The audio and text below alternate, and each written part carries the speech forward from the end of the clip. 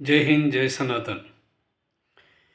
बंधू आणि भगिनींनो, प्रत्येक वेळेस महाभारताचा विषय निघाला की कौरव पांडवांचा इतिहास काय आहे, कौरव पांडवाची उत्पत्ती कशी आणि कुठून झाली. तर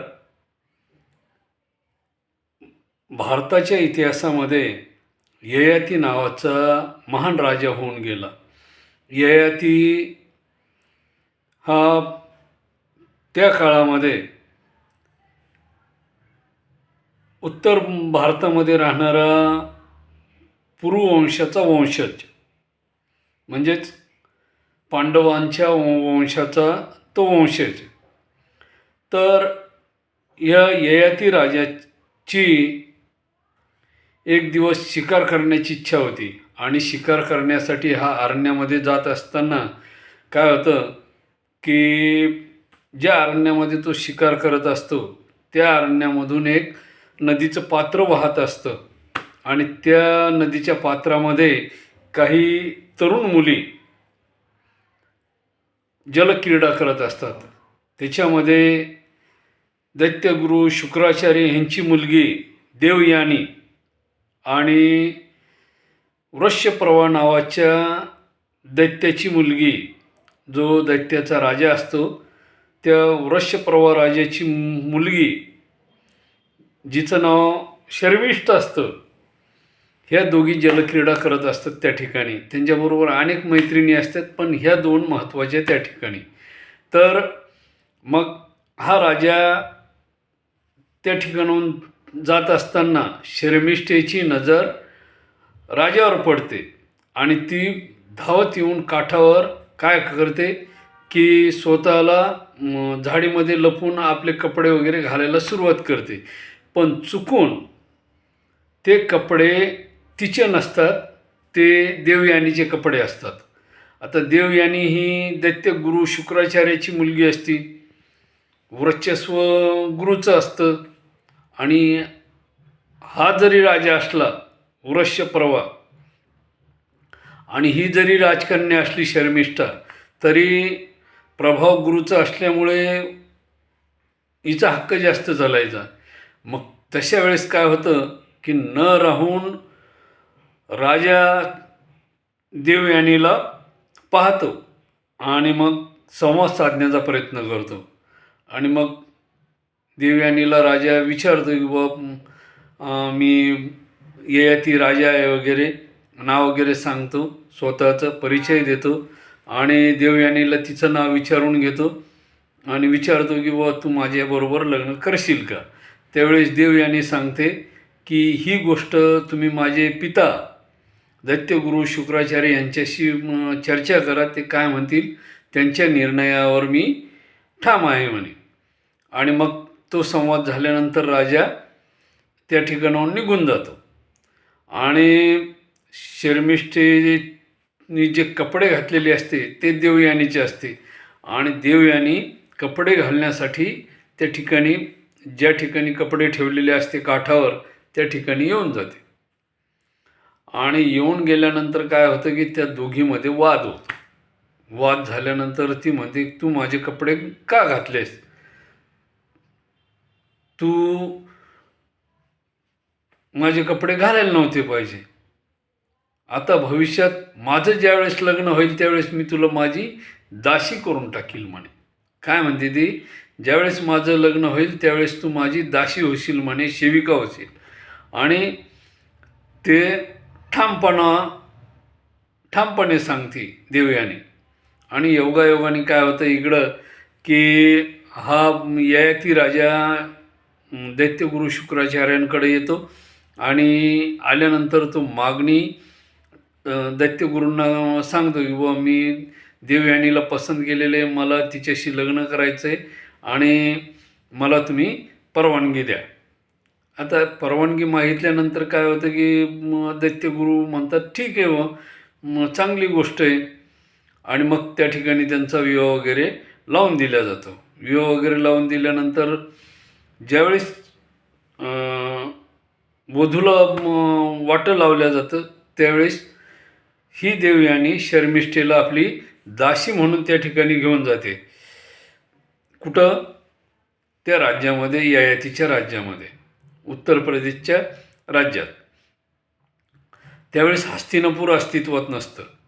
मग त्या ठिकाणी हा ययाती दोघींना घेऊन आपल्या राज्यामध्ये येतो. आणि बराच कालावधी गेल्यानंतर काय होतं की त्या देवयानीला पुत्ररत्न होतं. त्याचं नाव असतं, एकाचं यदू आणि दुसरा तुर्वसू नावाचा दुसरा मुलगा असतो.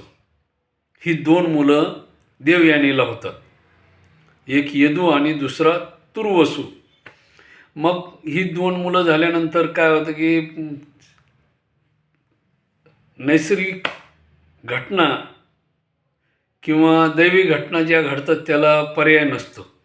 आणि योगायोगाने ययाती राजा शर्मिष्ठेकडे एक दिवस आकर्षित होतो आणि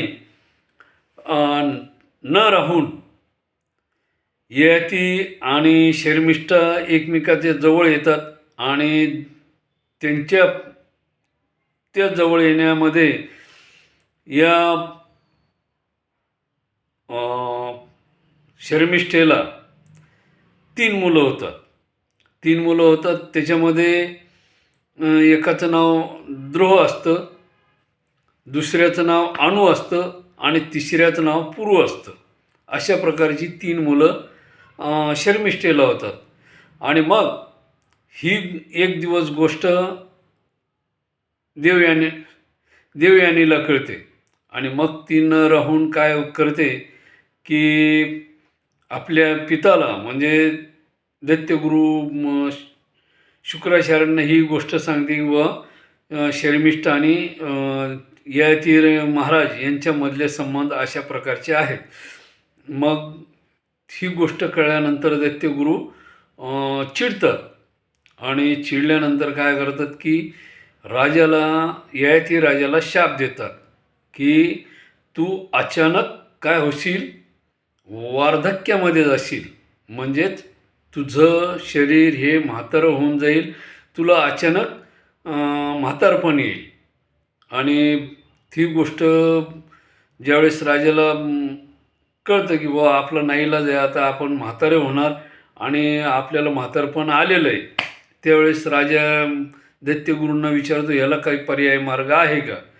त्यावेळेस दैत्यगुरू सांगतात की तुझा जो मुलगा तुला आपलं तारुण्य देईल त्यावेळेस तू तरुण होशील म्हणे. मग ययाती राजा यदूला विचारतो की बुवा तू माझं म्हातारपण घे आणि तुझं तारुण्य मला दे. त्यावेळेस यदू नकार देतो. हा यदू मोठा मुलगा असतो. त्यानंतर तुर्वसूला विचारतो, तुर्वसूसुद्धा नकार देतो. नंतर द्रोहाला विचारतो, त्याच्यानंतर अणूला विचारतो. 4ही मुलांनी नकार दिल्यानंतर नाईलाज होतो राजाचा आणि राजा शांत बसतो. त्यावेळेस राजाला विचारतो म्हणे पिताश्री काय झालं आहे. त्यावेळेस ययाती महाराज सांगतात की बाबा म्हणे मला अशी घटना घडली म्हणे आणि माझी इच्छा अशी आहे की मला आणखी काही दिवस तारुण्यामध्ये जगायचं आहे. तर तू जर मला तुझं तारुण्य देत असला तर माझी इच्छा मी पूर्ण करू शकतो म्हणे. पुरू म्हणे ठीक आहे म्हणे. आणि मग पुरू आपलं तारुण्य ययाती राजाला देतो आणि त्या ठिकाणी ययाती राजा परत एकदा तरुण होतो. आणि तेवढ्यावरच भागत नाही तर तो 1000 वर्ष राज्य करतो. आता कलियुगाचे 4,32,000 वर्ष असे काहीतरी कलियुगाचे सांगितलेले आहेत. तर मग द्वापार युगामध्ये हेच वर्ष वाढून म्हणजे 8,64,000 वर्ष असे कलियुगाचं वर्णन आहे. द्वापार युगाचं वर्णन आहे 8,64,000 वर्ष आणि कलियुगाचं 4,32,000 वर्ष. म्हणजे द्वापार युगामध्ये डबल, म्हणजे त्यावेळेस माणसाचं वयसुद्धा काय आहे डबल आहे.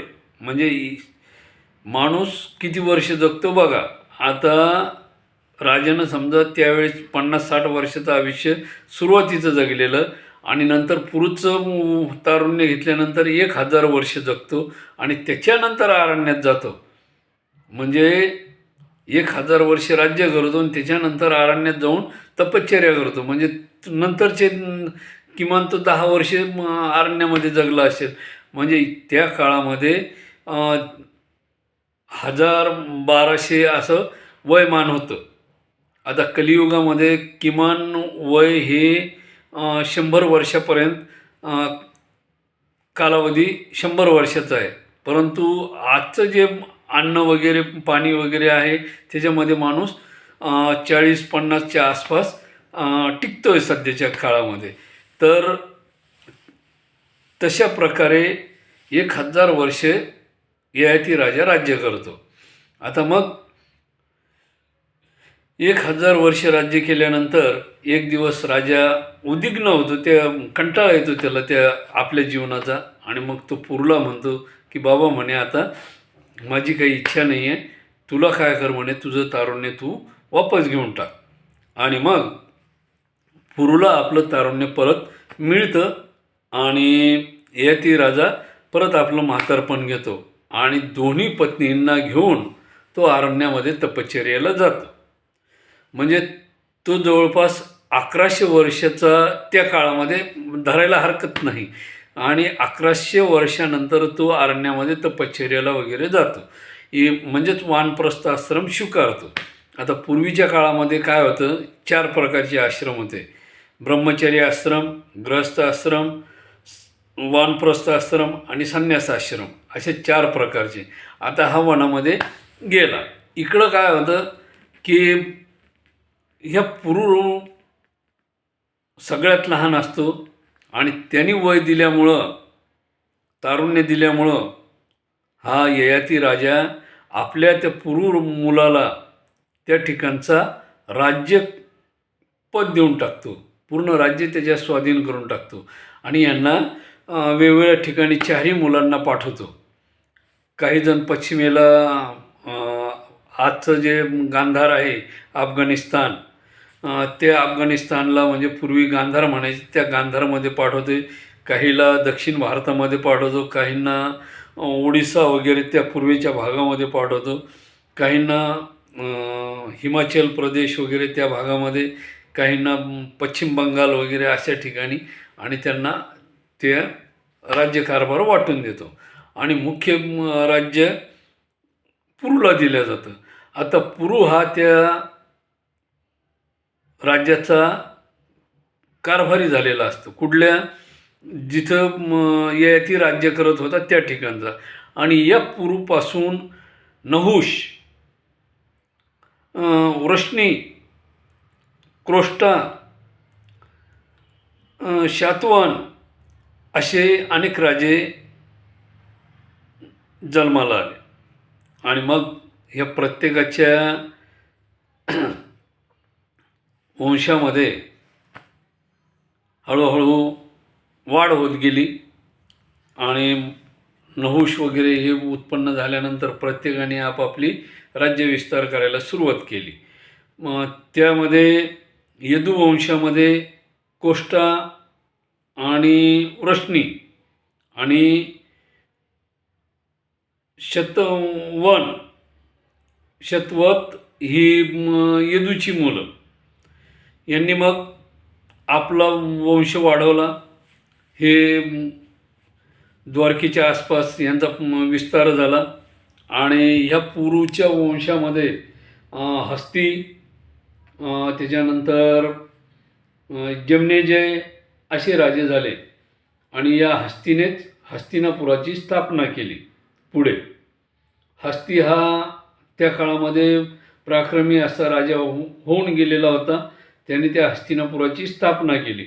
आणि त्याच्या याच वंश परंपरेमध्ये शंतनू हा राजा झाला. आणि शंतनू आणि सत्यवतीची कथा आपणा सर्वांना माहीत आहे. या शंतनू आणि सत्यवतीपासूनच कौरव पांडवाचा वंश पुढे सुरू झाला. आता ही सत्यवती आणि कौरव पांडवाची कथा आपण मागच्या व्हिडिओमध्ये बघितलेलीच आहे. त्याच्यामध्ये कौरव पांडवाची उत्पत्ती कशी झाली हे मी तुम्हाला सांगितलं आहे. तरी मी तुम्हाला थोडक्यामध्ये सांगतो की शंतनू हा त्या हस्तिनापुराचा राजा, हस्तिनंतरची परंपरा चालवता आलेला. शंतनू एक दिवस शिकारीसाठी अरण्यामध्ये गेलेला असताना त्याची आणि सत्यवतीची भेट होती. सत्यवतीला पाहिल्यानंतर हा शंतनू राजा मोहित होतो. परंतु ह्या शंतनू आणि सत्यवतीच्या घटनेपूर्वी शंतनूचे गंगेबरोबर लग्न झालेले असते. आता हा पण थोडक्यात इतिहास बघायला हरकत नाही. तर शंतनू आणि गंगा यांचा विवाह झालेला असतो. त्याच्यामध्ये गंगेनं शंतनू राजाला एक हे सांगितलेलं असतं की मी तुझ्याशी लग्न करीन, पण माझी एक अट आहे की जे मी काही करेल त्याला तू अडवायचं नाही, माझा पाठलाग करायचा नाही, मला कुठल्याही प्रकारचा विरोध करायचा नाही. तो म्हणे ठीक आहे म्हणे. आणि मग शंतनू राजा आणि गंगेचं लग्न झाल्यानंतर बराच कालावधी जातो आणि पहिला मुलगा होतो. पहिला मुलगा झाल्यानंतर गंगा पहिल्या मुलाला नदीपात्रामध्ये म्हणजेच गंगेच्या पात्रामध्ये सोडते. हे शंतनू राजा पाहतो, पण त्याचा नाईलाज असतो. आणि मग असं करता करता हळूहळू 7 मुलं ती त्या नदीपात्रामध्ये सोडून देते. आणि 8वा मुलगा ज्याचं नाव देवव्रत असतं त्याला सोडण्यासाठी गंगा ही नदीपात्रामध्ये म्हणजे गंगेच्या पात्रामध्ये जाते. त्यावेळेस शंतनू राजा गंगेला अडवतो आणि विचारतो की बाबा हा काय प्रकार आहे, मी आतापर्यंत 7 मुलं तू सोडलीच पाण्यामध्ये, पण मी तुला काही अडवलं नाही, आज मी तुला अडवतोय म्हणे. आणि हे बघितल्याबरोबर गंगा त्या ठिकाणी राजाला सांगते की तू वचनाचा भंग केलास, आता मी तुझ्यापाशी राहू शकत नाही. आणि गंगा त्या ठिकाणाहून निघून जायला लागते आणि तो देवव्रत मुलगा शंतनूच्या स्वाधीन करते. आणि मग राजाला सांगते की ज्यावेळेस माझी इच्छा होईल किंवा हा देवव्रत ज्यावेळेस मला बोलावील त्यावेळेस मी त्याच्या समोर येईल म्हणे. आणि मग असं करून गंगा अदृश्य होऊन जाती. शंतनू राजा देवव्रतला घेऊन राज्यामध्ये येतो, महालामध्ये येतो, त्याचं संगोपन वगैरे करतो. आणि संगोपन केल्यानंतर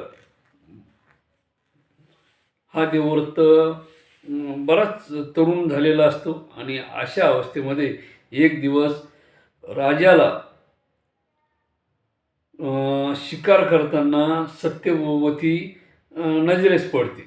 आणि तिला पाहिल्यानंतर राजाच्या मनामध्ये काम वासना जागृत होती आणि तिला पाहून हा शंतनू राजा सत्यवतीला मागणी घालतो.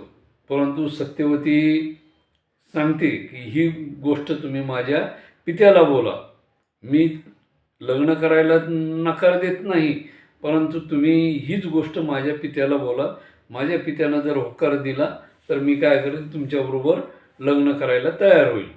आता या ठिकाणी सत्यवतीच्या या बोलण्यावर शंतनू राजा सत्यवतीच्या पित्याला भेटतो.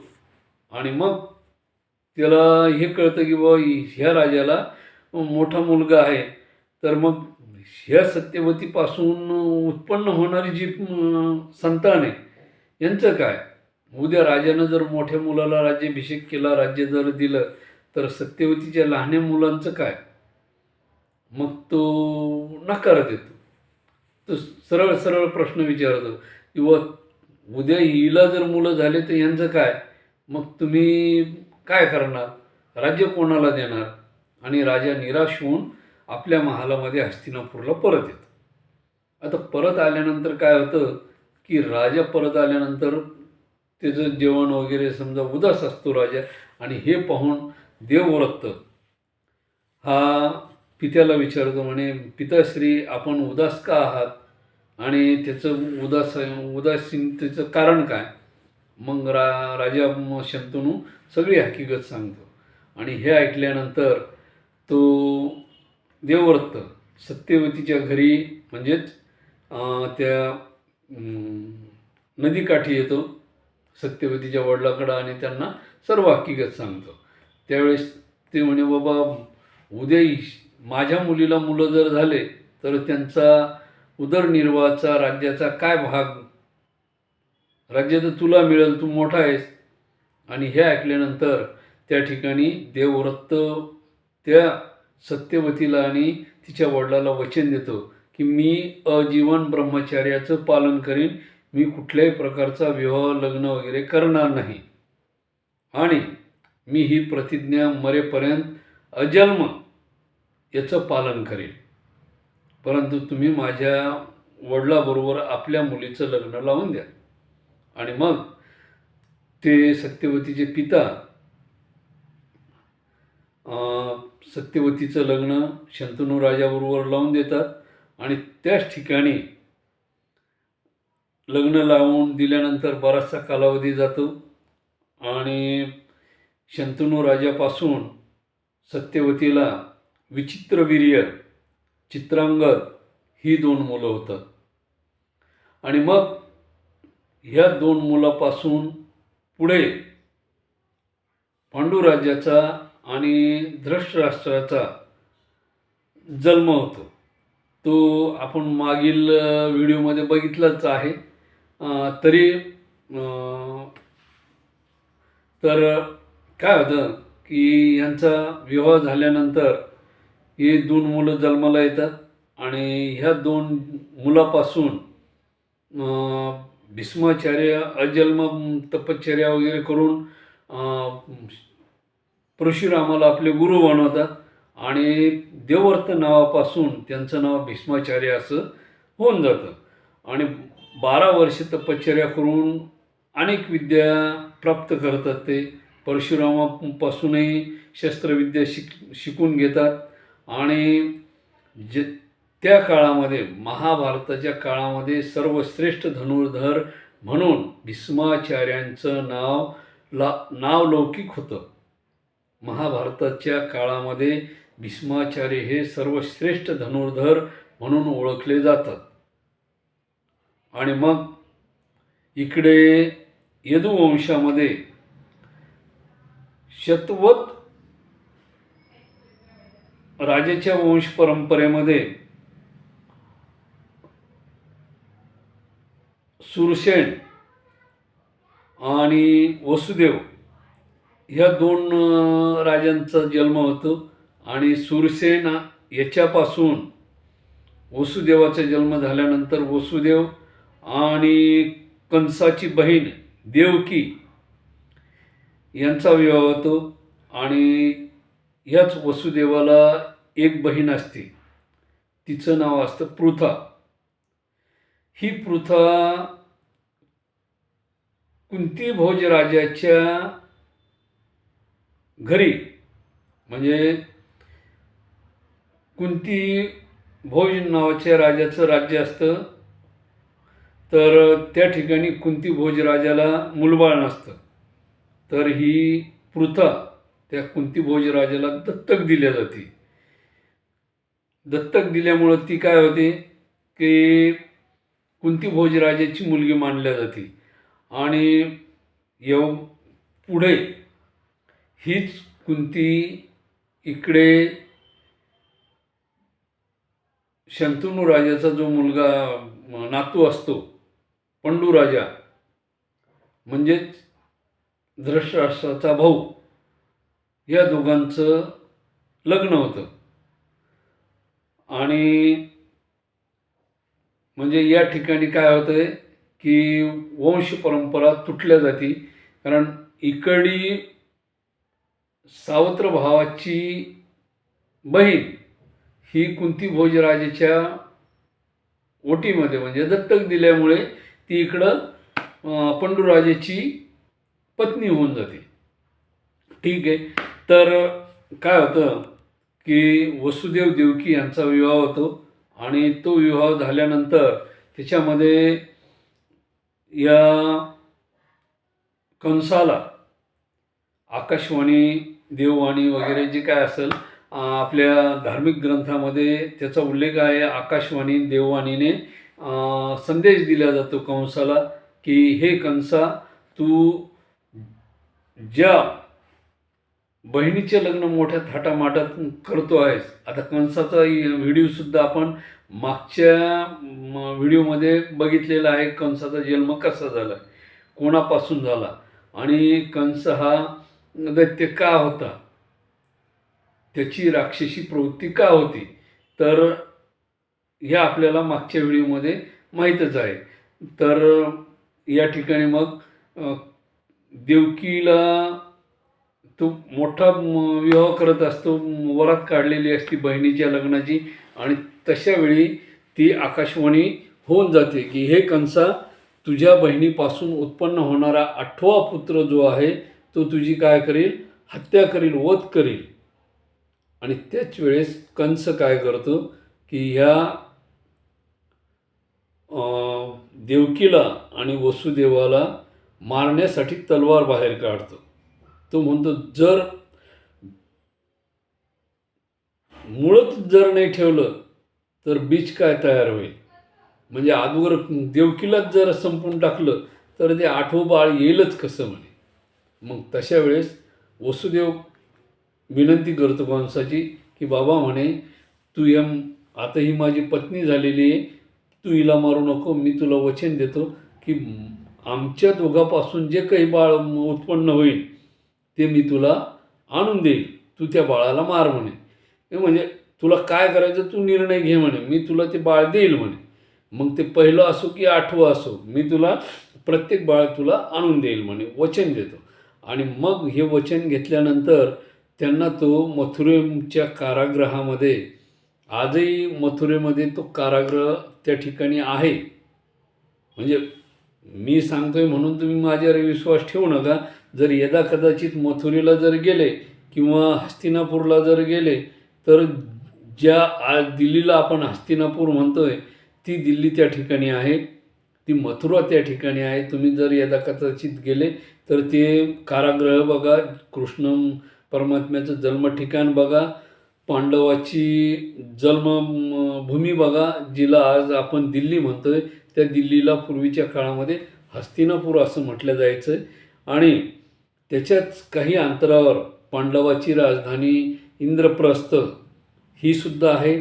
त्या ठिकाणचे अवशेष आजच्या काळामध्ये नष्ट झालेले इंद्रप्रस्थचे, जी पांडवांनी स्थापन केलेली राजधानी होती इंद्रप्रस्थ, ती आज विखुरलेल्या अवस्थेत आहे.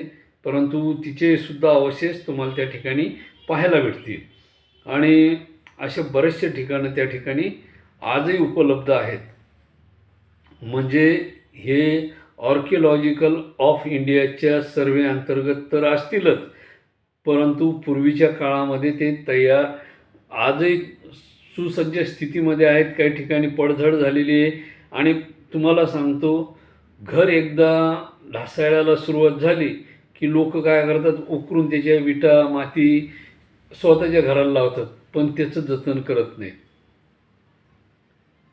लोकांची खासियत असते, लोक फक्त दुसऱ्याचं घर कधी पडतंय त्याची वाट पाहत असतात जोपर्यंत. आणि जवळचेच लोक करतात बरं का, रोज आपल्या संपर्कात असलेले लोकच काय करतात, घर पडण्याची वाट पाहतात. कधी घर पडतंय ना आम्ही कधी यांची घराची माती आमच्या घराला लावतो, ही खासियत असते. हा नैसर्गिक गुणधर्म आहे, हा काही म्हणजे हे नाही आहे. आणि परकीय जे आलेले आहेत ते तर समजा वाटोळं करायलाच आलेले असते, त्यांचा विषयच नाही आहे ना. पण जवळचे सुद्धा हा गुणधर्म आहे माणसाचा. एखाद्या ठिकाणी जर ॲक्सिडेंट वगैरे जर झालं ना तर लोक त्या लोकांना वाचवायला जात नाहीत. काय करतात, त्यांच्याकडं काय काय सापडतोय, मोबाईल सापडतोय, अंगठी सापडती, मोबाईलचं सिम कार्ड काढून लगेच रस्त्याला अंगठी सापडतात, गळ्यात काय काय ते सापडतंय, कोणाची नोटा सापडतात, कोणाचे कपडे काय सापडतंय, लोक ह्याच्यावर लक्ष असते. आणि काही जण नुसतेच व्हिडिओ करायला, पण मदत करायला तयार कोणी होत नाही.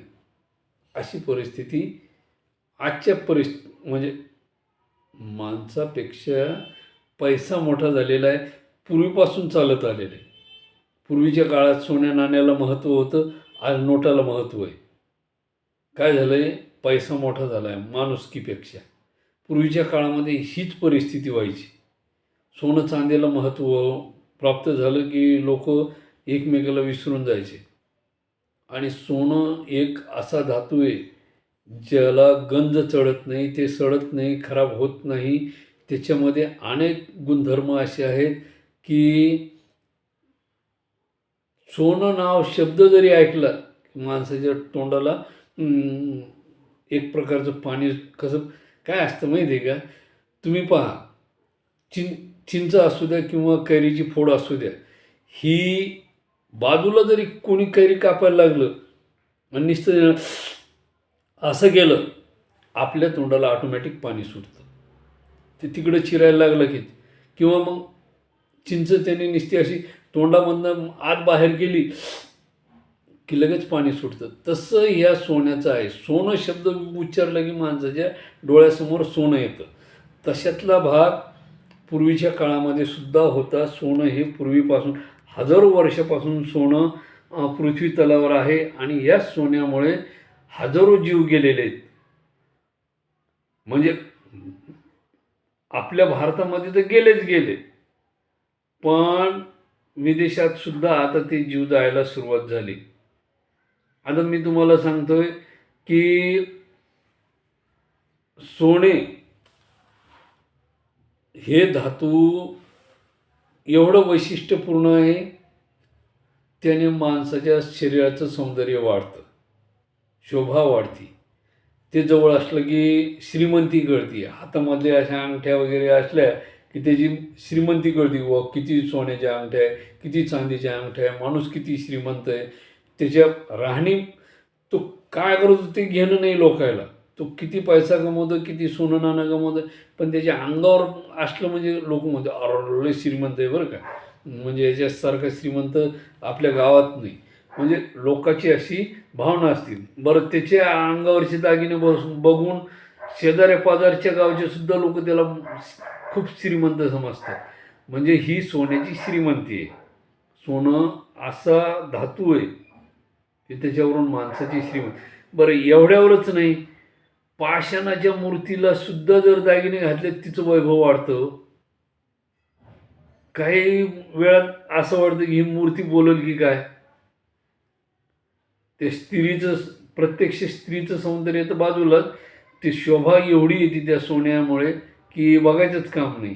आपण माग 2-3 व्हिडिओ सोन्यावरती बघितलेले आणि त्याच्यामध्ये आपण सोन्याची भरपूर माहिती त्या भागामध्ये बघितलेली, तरी मी तुम्हाला थोडक्यात सांगायला लागलो. आणि अशा प्रकारे या यदुवंश आणि पुरुवंशाची उत्पत्ती झालेली ययाती, शर्मिष्ठा आणि देवयानी ह्यांच्यापासून. तर मग याच पंडू आणि धृतराष्ट्रापासून कौरव आणि पांडवाची उत्पत्ती झालेली. आता कौरव आणि पांडवाची उत्पत्ती आपण मागच्या व्हिडिओमध्ये बघितलेली आहे की त्यांची उत्पत्ती कशी झालेली. कौरव ज्यावेळेस कुंतीला वरदान होतं की कुंती मातेला महर्षी दुर्वासांनी दिलेलं वरदान होतं, तुला ज्या देवाचा मंत्र उच्चारशील त्या देवापासून तुला पुत्रप्राप्ती होईल. आणि त्यांनी 3 देवाचे मंत्र दिले होते. एक सूर्याचा दिला होता, एक वायूचा दिला होता, एक यमाचा दिला होता आणि एक इंद्राचा. असे 4 देवाचे मंत्र दिले होते. तर मग त्या प्रत्येकाच्या मंत्राच्या उच्चाराच्या साह्याने कुंती मातेला ह्या पुत्राची प्राप्ती होईल असं वरदान त्या काळामध्ये महर्षी दुर्वासांनी दिलेलं होतं. आता आपण महर्षी व्यास, त्याच्यानंतर चित्रांगद, विचित्रवीर्य यांची जन्मकथा मागच्या व्हिडिओमध्ये बघितलेलीच आहे. पण आता आपण या ठिकाणी पांडवाची आणि कौरवाची थोडक्यात विस्तार बघू. तर अशा प्रकारचे हे 4 देवाचे वरदान मंत्र त्या ठिकाणी दुर्वासांनी कुंती मातेला दिले होते. कारण कुंती मातेनं दुर्वास ऋषींची जी सेवा केली होती, त्यांची पूजा विधी वगैरे जे काय असेल साहित्य लागल, ते सर्व त्या कुंतीभोज राजाकडं दुर्वास ऋषी हे आश्रयाला होते. मग यज्ञ वगैरे काय असेल ते पूजाविधीला त्यानिमित्त ते त्या कुंतीभोज राजाच्या राज्यामध्ये आलेले असताना कुंती मातेने त्यांची सेवा केल्यानंतर त्यांना हे 4 वर प्राप्त झाले होते मंत्र. मग कुंती मातेने प्रत्यक्ष त्याचा अनुभव घेण्यासाठी एक दिवस लग्न होण्यापूर्वीच सूर्यमंत्राचा जप केला. आता सूर्यमंत्राचा जप केल्यामुळे काय झालं की त्या ठिकाणी त्यांना लगेच पुत्र प्राप्त झाला.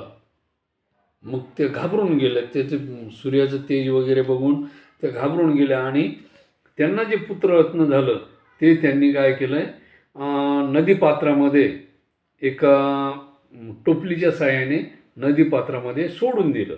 आता हे सोडून दिल्यानंतर हे पात्र वाहत वाहत वाहत यमुनेच्या पात्रामधून हे हस्तिनापुरातीलच जो सारथी होता, कोणाकडं पंडूराजाकडं वगैरे जो सारथी होता त्यांच्याकडे, त्या सारथ्याच्या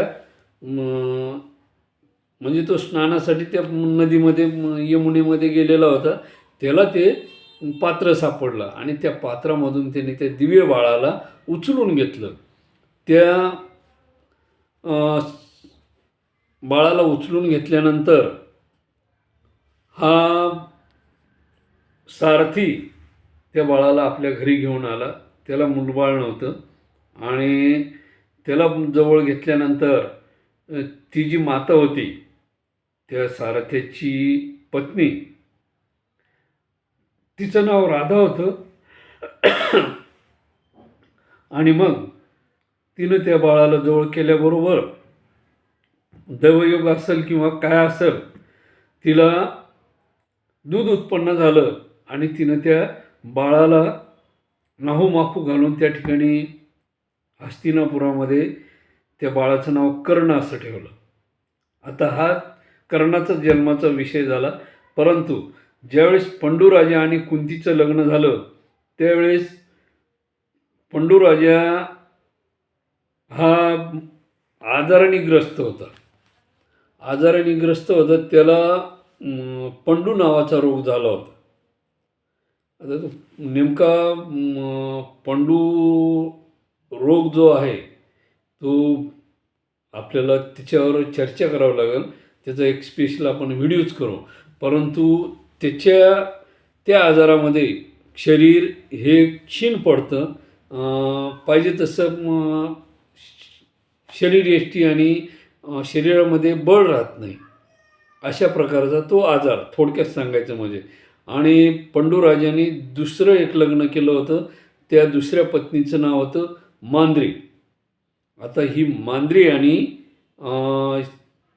कुंती ह्या 2 मुली त्या काळामध्ये दोघीबरोबर लग्न पंडूराजाचं झालेलं होतं.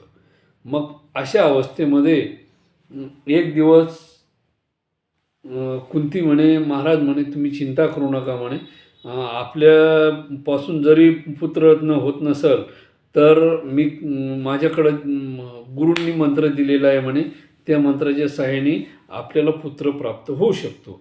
आता आजच्या काळामध्ये विज्ञान काळामध्ये ह्या गोष्टीला तथ्य मानत नाहीत. तर मी मागच तुम्हाला सांगितलं होतं, आज जी टेस्ट ट्यूब बेबी किंवा IVF सिस्टम जी आलेली ही त्याचाच एक पूर्वीचा भाग आहे, जो मंत्राच्या सहाय्याने म्हणा किंवा जसं कौरवाच्या उत्पत्तीचा मी मागं व्हिडिओ सांगितला होता त्या पद्धतीची ही प्रक्रिया आहे. आज जसे मशीनमध्ये मुलं जन्माला यायला लागलेत, पूर्वीच्या काळामध्ये तशीच ही पद्धत होती. परंतु त्याला काही नियम होते, त्याला काही अटी होत्या आणि ठराविक सिस्टममध्येच त्यांची उत्पत्ती केल्या जायची, ज्यांना आवश्यक आहे अशाचसाठी. आता इथं सांगायला लागले की ज्याला पाहिजे त्याला, ज्यांना नाही झाले त्यांनासुद्धा, आणि ज्यांना पाहिजे त्यांनासुद्धा. म्हणजे अशी सिस्टम अमेरिकेमध्ये सध्या चालू आहे. त्यांचं म्हणणं आहे की मशीनमध्ये मुलं जन्माला येऊ शकतात. आता जशी त्या कोंबड्याची पिल्लं जन्माला यायला लागली, तशी माणसामध्ये सुद्धा त्यांनी प्रगती केली असं त्यांचं म्हणणं आहे. ठीक आहे, आपण ते नंतर बघू, एखाद्या दिवशी त्यांचा व्हिडिओ त्याच्यावरती स्पेशल बनवू. परंतु आज आपण कौरव पांडवाचा इतिहास बघतोय. आणि पांडवाच्या या ठिकाणी कुंतीने परत एकदा इंद्र, वायू आणि यम अशा मंत्राचा उच्चार केला. आणि एक मंत्र मांद्रीला सुद्धा सांगितला. त्याच्यामध्ये मांद्रीने एक मंत्र 2 वेळेस म्हटल्यामुळे तिला नकुल आणि सहदेव ही 2 मुलं झाली. आणि कुंती मातेला युधिष्ठिर, भीम आणि अर्जुन अशी ही 3 मुलं झाली. आता कुंतीला एकूण किती मुलं झाली? हे 3 आणि पहिला कर्ण असे 4 मुलं झाली. परंतु कर्ण हा तिकडं गेल्यामुळे कर्ण कोणाकडं राहिला? मग हस्तिनापूरला त्या सारथ्याकडं राहिला. आणि इकडे ही 5 भावंडं हळूहळू वाढू लागली. परंतु पंडूराजाला एक दिवस शिकार करायची होती. आणि शिकार करत असताना, शिकार करता करता काय होतं की जंगलामधून जात असताना, हरणाची शिकार करताना काय होतं की चुकून पंडूराजाने जो बाण सोडलेला असतो, तो बाण हरणापासून चुकून हरण पळून जातं आणि चुकून तो बाण एका ऋषीला लागतो. ऋषीला लागल्यामुळे काय होतं की ऋषी त्या पंडूराजाला शाप देतात की बाबा, तू जो बाण चालवला तो कुठल्याही प्रकारची म्हणजे पद्धतीने चालवला असला तरी शेवटी जीव गेला. आणि त्याच पद्धतीने एक दिवस म्हणे, तू ज्यावेळेस म्हणे प्रणय क्रीडा करायला जाशील त्यावेळेस तुझा जीव जाईल. आणि मग या ठिकाणी एक दिवस मांद्रीबरोबर क्रीडा करत असताना, मांद्री मातेबरोबर, त्यावेळेस या पंडूराजाचं निधन होतं. तो मरतो. आणि मेल्यानंतर त्याची ते अंत्यसंस्कार वगैरे केल्या जातात. परंतु त्या ठिकाणी एक अशी गोष्ट सांगण्यात आलेली महाभारतामध्ये, आणि की या पंडूराजाने स्वतःच्या मुलाला सांगितलेलं होतं की जो माझा मेंदू खाईल, डोक्याचं मांस खाईल, मेंदू खाईल, त्या मुलाला सर्व पृथ्वीचं, त्रिभुवनाचं ज्ञान त्याला प्राप्त होईल. म्हणजे एवढी त्या मेंदूमध्ये शक्ती असते असा त्या ठिकाणी उल्लेख आहे. आणि मग नकुल नावाचा जो मुलगा आहे तो त्या ठिकाणी त्या पंडूराजाचं ते मेंदू खातो. आणि त्यामुळे पूर्ण खात नाही, परंतु थोडं, तर त्याला ते त्रिभुवनाचं ज्ञान वगैरे होतं. आता मग हे कितपत सत्य आहे हे मी सांगू शकत नाही. माझ्या काही मनानं मी काही सांगितलेलं नाही. हे ग्रंथामध्ये जे उल्लेख आहेत तेच मी तुम्हाला सांगतो आहे. आणि आतापर्यंतची जी काही माहिती तीसुद्धा मी त्या पांडव प्रताप, महाभारत या ग्रंथाआधारेच सांगतो आहे. मी माझ्या मनाचं काहीही सांगितलेलं नाही. आणि म्हणूनच मी नेहमी म्हणत असतो, तुम्ही वाचन करा. वाचन हे महत्त्वाचं आहे. आपल्या ग्रंथाचं वाचन, आपल्या संस्कृतीचं वाचन करणे हे आपलं कर्तव्य आहे. आणि मी प्रत्येक वेळेस सांगतो की तुम्ही शासनाला पत्र द्या, विनंती करा की बाबा आम्हाला ते ग्रंथ उपलब्ध करून द्या, आम्हाला वाचण्याचा हक्क द्या. जे पूर्वीच्या काळामध्ये शक्य नव्हतं ते आज आम्हाला उपलब्ध करून द्या. कारण 1822 नंतरचा जो काळ आहे त्या काळामध्ये इंग्रजांनी आपल्या इतिहासाचे पार पाळेमुळे संस्कृतीच नष्ट करून टाकली इंग्रजांनी. आणि त्यामुळे काय झालं की आपल्या संस्कृतीचा आपल्या संस्कृतीबद्दल आपल्याला गैरसमज निर्माण झाला, वीट आला आपल्या संस्कृतीचा, की प्रत्येकजण बोट काय दाखवतोय, धर्मग्रंथाकडे दाखवतोय. ह्या ग्रंथामध्ये असं आहे, त्या ग्रंथामध्ये तसं आहे, फलाण्या पुराणात असं आहे, वेदामध्ये तसं आहे, फलानं चुकीचं सांगितलं आहे, मनुस्मृतीमध्ये चुकीचं सांगितलं आहे. हे जे चुकीचं प्रकरण आहे हे 1498मध्ये भारतात आलेल्या इंग्रज आणि पोर्तुगीजांनी तयार केलेला पाखंड, त्यांनी त्याच्यामध्ये जे बदल केलेत आपल्या ग्रंथामध्ये, त्याचा दुष्परिणाम आहे हा. आपल्याला आपल्या संस्कृतीबद्दल वीट येणं किंवा आपली संस्कृती वाईट वाटणं, हा प्रकार ह्या लोकांनी केलेला आहे. मी मागच तुम्हाला सांगितलं आहे 1556मध्ये सगळ्यात पहिले गोवा या प्रांतातून हिंदू ग्रंथाची छपाई करण्यात आली. आणि त्याच 1556च्या काळामध्ये जी छपाई करण्यात आली त्याच्यामध्ये खूप मोठे चुकीचे बदल करण्यात आलेत. काय करण्यात आलेत? त्याच्यामध्येच बदल करण्यात आलेत. महत्त्वाचं म्हणजे मनुस्मृतीसारखे ग्रंथ त्या ठिकाणी चुकीच्या पद्धतीने छापल्या गेल्यामुळे सामाजिक परिस्थिती ही भारताची बिघडलेली आहे.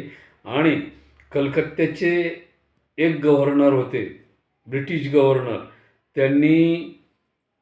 त्यांना जी हस्तलिखित प्रत मिळाली होती मनुस्मृतीची, सर विल्यम्स जॉन्स यांनी त्या मनुस्मृतीचं लिखाण केलं होतं.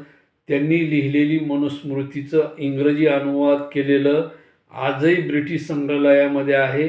परंतु मूळ हस्तलिखित ही त्या काळामध्ये जाळून टाकण्यात आली. का? तर भारतीय लोकांना त्यांची संस्कृती कळायला नको, सत्य परिस्थिती कळायला नको, आणि ही छापील मनुस्मृती, छापील ग्रंथ समाजासमोर आणण्यात आले, मूळ ग्रंथ बाजूला ठेवून. तरी आजही आपल्या आत्ता काल परवा एक काशीला ते देवव्रत नावाचे 19 वर्षाचे तरुण, ज्यांनी ती पंडित पदवी मिळवली, त्यांनी त्या ग्रंथाचं योग्य पद्धतीनं वाचन वगैरे केलेलं आहे. परंतु माझं एक म्हणणं आहे, ते जे काही असतील, काशीत त्यांना पंडित्य पद मिळालं किंवा पदवी मिळाली, त्यांना अधिकार मिळाला, सगळ्या गोष्टी जरी असल्या तरी त्यांनी त्याचा गैरवापर करू नये. समाजामध्ये विद्रूपपणा येईल असं काही वर्तन करायला नको आहे. त्यांनी सत्य परिस्थिती काय आहे, खरे ग्रंथ काय आहेत ते समाजासमोर आणायला पाहिजेत. समाजाला त्याचं ज्ञान द्यायला पाहिजे. ज्ञान दिल्याने वाढतं, त्याच्यामध्ये वाढ होती, आपल्यामध्ये सुधारणा होतात, हे निश्चित आहे. परंतु 1822च्या काळामध्ये जे काही बदल झाले ते भारतीय संस्कृतीला फार मोठे हानिकारक झालेले आहेत. त्याच्यामध्ये या 1556मध्ये जे सुरुवातीचे ग्रंथ निर्माण झाले त्या ग्रंथामध्ये खूप मोठ्या प्रकारचं हेरफेर करण्यात आला आणि त्याच्यामुळे समाज विकृत दिशेने गेलेला आहे. चला ठीक आहे, तुम्ही शासनाला विनंती करा, मागणी करा, पत्र द्या किंवा आम्हाला ते संशोधन करून वाचण्यासाठी संधी द्या. त्याचं जसे म्हणजे वेगवेगळ्या ठिकाणी जसे इतर धर्मग्रंथाचा प्रचार होतो किंवा त्या ठिकाणी त्यांचे धर्मग्रंथ वाचण्याची परवानगी दिल्या जाते, तसे आम्हाला हिंदू संस्कृती ग्रंथ वाचण्यासाठी देण्यात यावी, ती परवानगी देण्यात यावी. संग्रहालय उघडण्यात यावं. जसं नालंदा विश्वविद्यालयामध्ये हजारो ग्रंथ पूर्वीच्या काळामध्ये होते त्याप्रमाणे आजही ते उपलब्ध करून देण्यात यावेत, अशी शासनाकडे मागणी करायला हरकत नाही. आणि मी असे म्हणेल की जोपर्यंत आपण आपली संस्कृती समजून घेणार नाहीत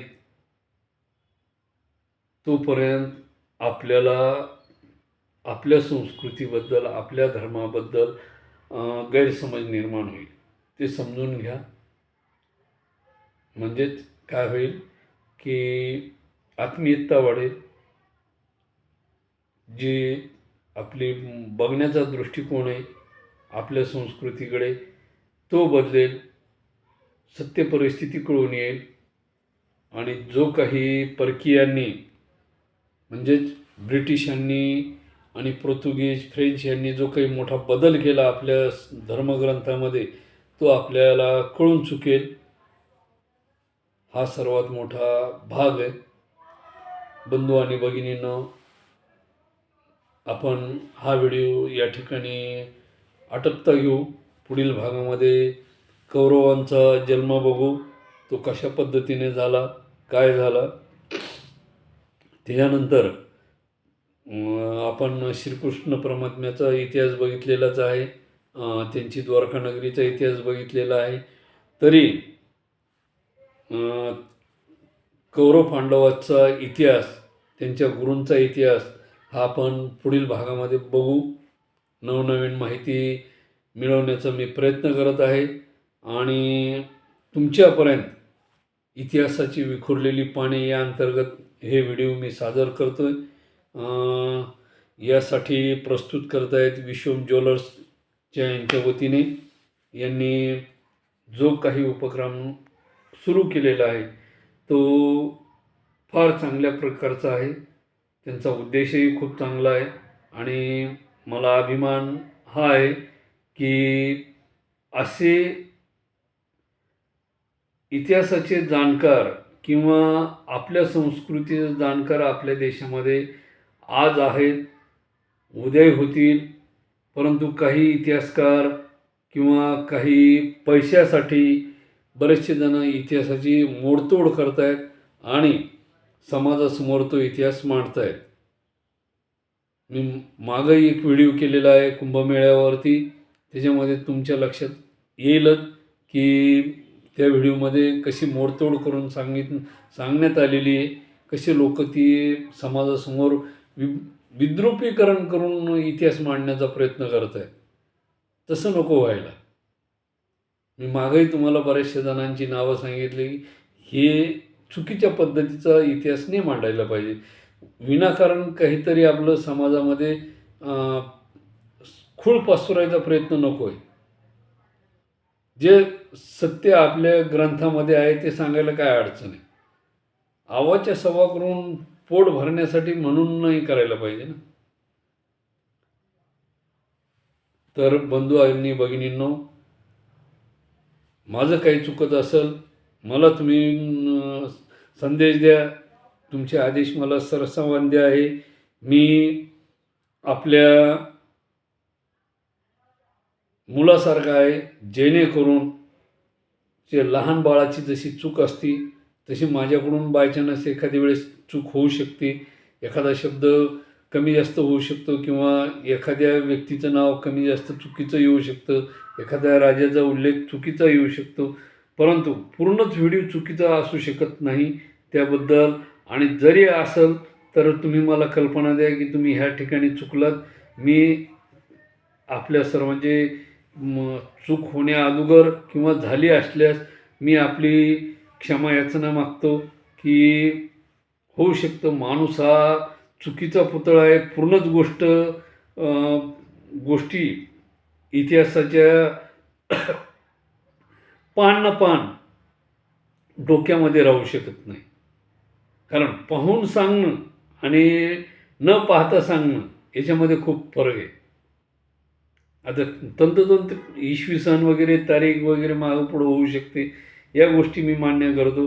पण पाहून सांगण्यामध्ये आणि न पाहता सांगणे हे फार अवघड गोष्ट आहे. त्याबद्दल मी परत एकदा आपणा सर्वांची क्षमा मागतो जर समजा काही चूक झाली असेल तर. आणि या ठिकाणी हा व्हिडिओ आपणा सर्वांना समर्पित करतो. जय हिंद, जय महाराष्ट्र, जय सनातन. धन्यवाद.